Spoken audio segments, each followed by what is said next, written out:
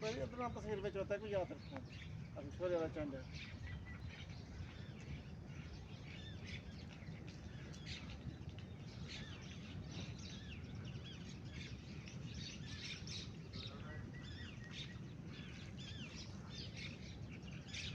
photo बड़ा जाबू बहुत सारा दिन पूरा दरिया खींची दे हर तक चीज़ें खड़े ना छपरे छपरे बेच इधर किधर फेरी